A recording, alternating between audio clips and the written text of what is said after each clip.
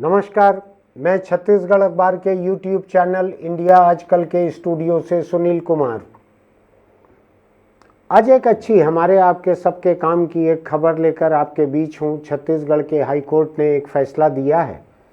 एक कर्मचारी गया था राज्य सरकार का हाई कोर्ट में, जिसको कि सरकार ने अनिवार्य सेवानिवृत्ति दे दी थी, कंपलसरी रिटायरमेंट दे दिया था। उसके खिलाफ हो गया। उसने कहा कि उसके खिलाफ कोई शिकायत नहीं थी, जांच नहीं थी, उसको गलत तरीके से हटा दिया गया, रिटायर कर दिया गया। हाई कोर्ट ने अभी उस पर फैसला दिया है। उन्होंने कहा है कि अगर कर्मचारी का काम उसके ग्रेड के मुताबिक संतोषजनक न हो तो समय से पहले उसका रिटायरमेंट कर देना जायज़ है। सरकार चाहे तो ऐसा कर सकती है। अदालत ने ये ज़रूर कहा कि किसी को वक्त के पहले रिटायर करने के पहले उसके पूरे सर्विस रिकॉर्ड को देख लिया जाए, उसकी गोपनीय चरित्रावली वगैरह देख ली जाए, रिटायर करने की ज़रूरत क्यों लग रही है, क्यों उसको आगे नौकरी में रखना ठीक नहीं लग रहा है, इस पे विचार कर लिया जाए और उसके बाद सरकार चाहे तो ऐसा कर सकती है। दरअसल हिंदुस्तान में, मैं अभी इस प्रदेश की बात से बाहर जा रहा हूँ, दरअसल हिंदुस्तान में किसी भी सरकार में एक बार जब किसी की नौकरी लग जाती है तो लोग मान के चलते हैं कि 58 या 60 बरस या 65 साल जहाँ जो लागू होता हो, उस वक्त तक के लिए एक बेफिक्री हो गई है, ऐसा लोग मानते हैं। और रिटायरमेंट के बाद की पेंशन जो है वो भी अलग अलग राज्यों में, केंद्र में अभी कुछ अलग अलग व्यवस्था चल रही है, लेकिन लोगों का उस पर भी बड़ा भरोसा रहता है। सरकारी नौकरी में लोगों का इस बात पर भी बड़ा भरोसा रहता है कि कोई काम करने की ज़रूरत नहीं रहती है। इस पर भी भरोसा रहता है कि ऊपर की कमाई अच्छी खासी रहती है। इस पर भी भरोसा रहता है कि दफ्तर में किसी वक्त बैठना जरूरी नहीं रहता। सरकारी कर्मचारी यह मानकर चलते हैं कि वे चाहें तो पास के पान ठेले, चाय ठेले पर कई घंटे गुजार सकते हैं अपनी ड्यूटी के दौरान, टेबल पर बैठकर भी गप मार सकते हैं। लोगों का तजुर्बा खराब रहता है। आपने वो ध्यान है ना, एक कोई ऑफिस या दफ्तर किस्म का एक कोई सीरियल था, पंकज कपूर उसमें अभिनेता थे, मुसद्दी लाल या ऐसा कुछ किरदार का नाम था, आपने देखा होगा उसको। तो सरकारी कर्मचारी अगर ठीक से काम ना करें तो उनको रिटायर किया जाए या ना किया जाए। मैंने इसके बारे में अभी हाईकोर्ट ने जो कहा है वो पहले बतला दूं आपको। अदालत ने कहा है कि 20 साल की नौकरी पूरी हो जाए या 50 साल की उम्र पूरी हो जाए, इसके बाद देखें सरकार की उनको आगे रखना है कि नहीं रखना है। जिसको हटाना है हटा सकती है सरकार, जांच पड़ताल कर ले पूरी, ऐसा अदालत का कहना है। मैंने इस बारे में कुछ आगे बढ़कर एक और इससे ज़्यादा कड़ा सुझाव दिया था जो सरकारी कर्मचारियों को खराब लगेगा। हमारे जितने दोस्त हैं कर्मचारी संघों में या मजदूर संगठनों में, उनको खराब लगेगा, लेकिन ठीक है, दोस्तों के खिलाफ कभी कभी कड़वा बोलना पड़ता है। उनके जो वर्ग हित हैं उसके खिलाफ भी बोलना पड़ता है कभी कभी। ये मेरी नौकरी का एक बड़ा बुरा हिस्सा है। ये मेरा ये मानना है कि नौकरी जितनी लंबी रहती है उसको 4 हिस्सों में बांटना चाहिए। जिस उम्र में आपने किसी सरकारी नौकरी को शुरू किया है और जो रिटायरमेंट की उम्र उस तारीख को है, उसको 4 हिस्से में बांटना चाहिए और 25% ऐसे लोग रहना चाहिए जिनको 1/4 हिस्से के बाद हटा दिया जाए, हटा ही देना चाहिए। उसके बाद बचे लोगों में से फिर 25% लोग जो हैं उनको अगले 1/4 यानी आधी नौकरी पूरी होने पे उनको हटा देना चाहिए। फिर 1/4 ऐसे हैं जिनको 3/4 नौकरी पूरी होने पे हटा देना चाहिए और 1/4 लोगों को आखिरी तक जारी रखना चाहिए। अब लोग कहेंगे कि इससे सरकारी कर्मचारी जाएंगे कहाँ, उनकी कहीं भी नौकरी करने की उम्र जा चुकी रहेगी, दूसरी जगह प्राइवेट सेक्टर में उनको काम मिल नहीं सकेगा, तो कहाँ जाएंगे। मैं उनकी नौकरी के खिलाफ बोल रहा हूँ, लेकिन मेरा सुझाव ये है कि अगर वो काम ठीक से नहीं करते हैं तो उनको पेंशन पे छोड़ देना चाहिए, उनको पेंशन दे देना चाहिए, बाकी आपको जो करना है करें। सरकार का नुकसान होगा। सरकार अभी 30 साल तक अगर किसी को नौकरी में रखती है तो 30 साल की नौकरी पूरी हो जाने के बाद 60 साल की उम्र के बाद पेंशन शुरू होती है। जो मैं कह रहा हूँ इसमें तो जल्दी पेंशन शुरू हो जाएगी, लेकिन कम से कम सरकार के जो ओहदे हैं, कुर्सियां हैं, दफ्तर हैं, इसमें काम करने वाले लोग तो रहें। मामला सिर्फ तनख्वाह का नहीं है, मामला इस बात का भी है कि जो लोग वहां जाते हैं काम को लेकर, जो काम होता है सरकारी दफ्तरों में, वो काम भी तो समय पे हो। लोगों को 10-10, 20-20 चक्कर लगाने पड़ते हैं। मुझको खुद को छोटे छोटे नामांतरण वगैरह के कोई काम पड़े तहसील में, बरसों चक्कर लगाने पड़े, बरसों। आपको थोड़ा हैरानी हो सकती है, ये तो YouTube चैनल अभी साल भर से, 1.5 साल से चल रहा है, तो अभी कुछ लोग मुझको पहचानने लगे हैं। तहसील में दस्तखत करने जाना पड़ता है तो कोई एक आध पहचान जाते हैं, लेकिन पहले अखबार के नाम से उतना लोग नहीं पहचानते थे, क्योंकि मेरे नाम से कोई सनसनीखेज रिपोर्ट नहीं छपती थी। और आम लोगों का तो बहुत बुरा हाल है। तो क्यों रखा जाए ऐसे लोगों को, जब एक एक ओहदे के लिए 600, 800, 1600 लोग नौकरी के लिए अप्लाई करते हैं। इतने बेरोजगार भरे हुए हैं। जब बेरोजगार इतने हैं तो वहाँ पर एक ऐसे व्यक्ति को क्यों रखा जाए जिसकी काम करने की न नीयत है न इच्छा है, और वो केवल कुर्सी नहीं तोड़ रहा है, वो काम को रोक रहा है। जो काम हो जाना चाहिए उसको रोक रहा है वो व्यक्ति वहाँ बैठकर। तो मेरा ये मानना है कि जो काम करना नहीं चाहते, जिनकी दिलचस्पी कम है, उनको हटा देना चाहिए। जिनका काम सबसे खराब रहेगा, ऐसे 1/4 लोगों को नौकरी जारी रखने के बजाय उनकी 1/4 नौकरी हो और 1/4 लोगों को हटा देना चाहिए। फिर 1/4 नौकरी हो, फिर 1/4 लोगों को हटा देना चाहिए। आप सोच के देखिए कि जिस दिन ऐसा करना शुरू हो जाएगा, सरकारी कर्मचारी, या तो उनको काम नहीं करना है, उनको लगेगा कि हम मुफ्त में पेंशन पाएंगे, तो वो छोड़ देंगे नौकरी को। तो सरकार के ऊपर पेंशन का बोझ तो आएगा, लेकिन कम से कम सरकार की उत्पादकता बढ़ेगी। सरकारी दफ्तर में काम करने वाले लोग रहेंगे, जो लोग बचेंगे वो बेहतर काम करने वाले लोग रहेंगे। अब हो सकता है मैं 25% कह रहा हूँ, आप व्यवहारिक नज़रिए से देखें तो आप इसको 10% पे ले आए, लेकिन क्या बुराई है कि 1/4 नौकरी पूरी होने के बाद में 10% लोगों को हटा दिया जाए, छांट दिया जाए। ये 10% तो ऐसे रहेंगे जो बिल्कुल ही नालायक, निकम्मे, कामचोर रहेंगे। क्यों इनको पाल के रखा जाए? क्यों इनको कुर्सी तोड़ने के लिए बिठाया जाए सरकारी दफ्तरों में? क्यों रिश्वत लेने के लिए बिठाया जाए? अभी तो मैं देखता हूँ बड़ा गजब का हाल है। जो लोग रिश्वत लेते हुए गिरफ्तार होते हैं, रंगे हाथों पकड़ाते हैं, सरकारी एजेंसी पकड़ती है, कोई एनजीओ नहीं पकड़ता, उनकी भी नौकरी जारी रहती है, वो भी कमाऊ कुर्सियों पे बैठे रहते हैं। तो कहा जाता है कि लोग कम हैं काम करने वाले। अरे आप ढांचे को ऐसा बनाओ सरकार का कि हम हर 5 साल में इतने फीसदी लोगों को, या हर साल हम इतने फीसदी लोगों को निकालते चलेंगे। आपको ध्यान है, घास का मैदान जो रहता है, अगर उसमें एक अलग किस्म की घास लगाई गई है तो उसमें से जंगली घास को निकाल दिया जाता है, वो बाकी घास को पनपने नहीं देती। खेतों में से खरपतवार को निकाल दिया जाता है। मेरा मानना है सरकारी दफ्तरों से ऐसे लोगों को निकाल दिया जाना चाहिए जो न खुद काम करते और न दूसरों के सामने अच्छी मिसाल पेश करते।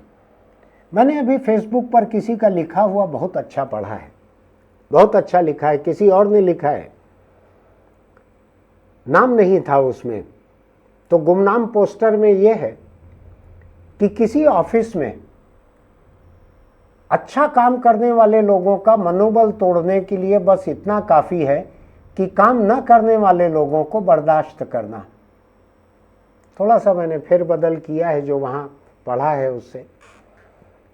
अच्छा काम करने वाले लोगों के मनोबल को तोड़ने के लिए यह काफ़ी है कि निकम्मे और काम न करने वाले लोगों को वहाँ बर्दाश्त करना।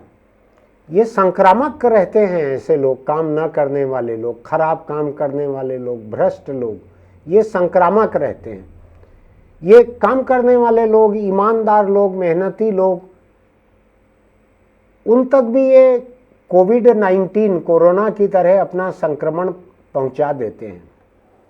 तो मेरा ये मानना है कि ये खरपतवार जो हैं, जो उत्पादकता के खिलाफ है, जो फसल को बर्बाद करती है, इस खरपतवार को छंटाई होते रहना चाहिए।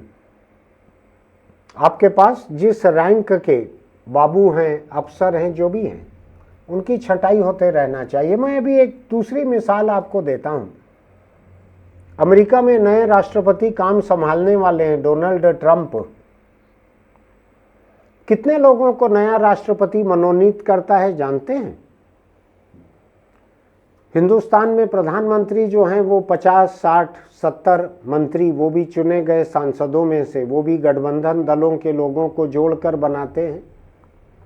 कुछ लोगों को लेटरल एंट्री से यहाँ नौकरशाह बनाया जा रहा है हिंदुस्तान में। कुछ विशेषज्ञ हैं जिनको आर्थिक सलाहकार, दूसरे सलाहकार बनाते हैं।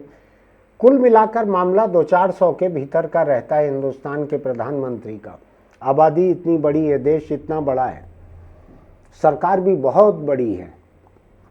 अमेरिका में सरकार छोटी है यहाँ के मुकाबले, हिंदुस्तान के मुकाबले, लेकिन राष्ट्रपति जो है करीब 4000 लोगों को मनोनीत करता है, अपने पसंद के लोगों को। उसमें अच्छे भी हो सकते हैं, बुरे भी हो सकते हैं।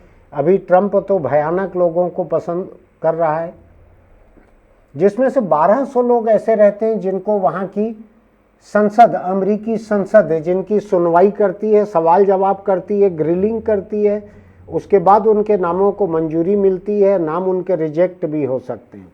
आप समझिए इस बात को, नाम रिजेक्ट भी हो सकते हैं। ये कुछ उस किस्म का है कि प्रधानमंत्री हिंदुस्तान में किसी को आर्थिक सलाहकार बनाएं, किसी को योजना मंडल का उपाध्यक्ष बनाएं, किसी को रिजर्व बैंक का गवर्नर बनाएं, और इन सब की संसद की कमेटी सुनवाई करे, इन सब से तरह तरह के सवाल जवाब करे। आपको ध्यान है अभी सेबी में एक मुखिया, एक महिला थी जिनके ऊपर तरह तरह के आरोप लगे थे।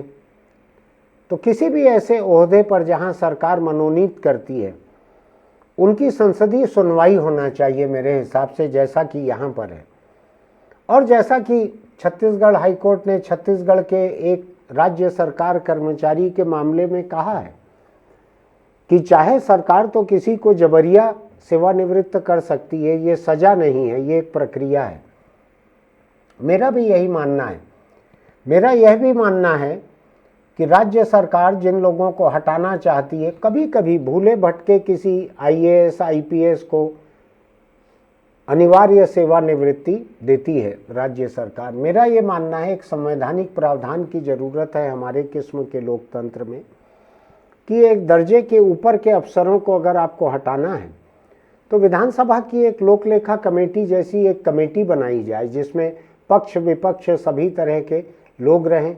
उसमें कुछ एक अधिकारी भी रखे जा सकते हैं जो ये तय करे कि किसको हटाना है, ताकि राजनीतिक दुर्भावना से किसी को हटाना ना हो सके। मुझको ऐसा लगता है कि जब फैसले लेने में एक लोकतांत्रिक रुख अपनाया जाएगा, जब फैसले लेते हुए अधिक पक्षों को शामिल किया जाएगा, तो वो फैसले गलत कम होंगे। वहाँ खुलकर चर्चा होगी, बंद कमरे में एक व्यक्ति किसी के बारे में चल रही जांच को ख़त्म कर दे, किसी के बारे में कुछ अच्छा लिख दे, किसी को किसी ओहदे पर बना दे। इसके बजाय ऐसी एक कमेटी रहना चाहिए जो इस तरह के फैसले ले। जैसे मैं मिसाल के तौर पर बताता हूँ आपको कि मानवाधिकार आयोग में, महिला आयोग में, बाल संरक्षण परिषद है या आयोग है, उसमें सूचना आयोग में बहुत सारे संवैधानिक पद हैं, बहुत सारे। इन संवैधानिक पदों पर, ये केवल प्रदेश में नहीं है, देश में भी हैं ऐसे बहुत सारे। इन पर किसी को नियुक्त करने के पहले एक व्यापक विचार विमर्श की एक कमेटी होना चाहिए। वो कमेटी अगर तय करे तो ये मनोनयन गलत नहीं होगा, सही लोगों का होगा। मैं बात थोड़ा पटरी से उतर रहा हूँ। मैंने सरकारी कर्मचारियों से बात चालू की थी, लेकिन चूंकि किसी की अनिवार्य सेवानिवृत्ति का फैसला सरकारें लेती है, केंद्र सरकार, राज्य सरकार। इसलिए मैं कह रहा हूं कि अनिवार्य सेवानिवृत्ति के मामले में भी कुछ ऐसा एक मैकेनिज्म बनाना चाहिए कि जिसमें एक व्यापक विचार विमर्श के बाद किसी को हटाया जा सके, बर्खास्त किया जा सके। हालांकि मैं ज़्यादा बड़ी संख्या में अनिवार्य सेवानिवृत्ति के पक्ष में हूं, ताकि सरकारी कर्मचारी, उनकी कमर कसी रहे, वो they must be on their toes, वो अपने पंजों पर रहें, काम करने के लिए तैयार रहें, मेहनत करने को तैयार रहें, वरना नौकरी जाने के लिए तैयार रहें। और मैं फिर आपके सामने दोहरा रहा हूं इस बात को कि पेंशन का बोझ एक अनुत्पादक कर्मचारी के मुकाबले सस्ता रहेगा। आप एक कर्मचारी को तनख्वाह देंगे और निठल्ले को घर बैठे पेंशन देंगे तो भी आपको सस्ता पड़ेगा। सरकार की उत्पादकता बड़ी चीज है। सरकार का जितना बजट है उसको निठल्ले अधिकारी कर्मचारी पूरा का पूरा बर्बाद कर सकते हैं, क्योंकि उनके ऊपर जो खर्च होना है वो तो हो ही रहा है, काम नहीं हो रहा है।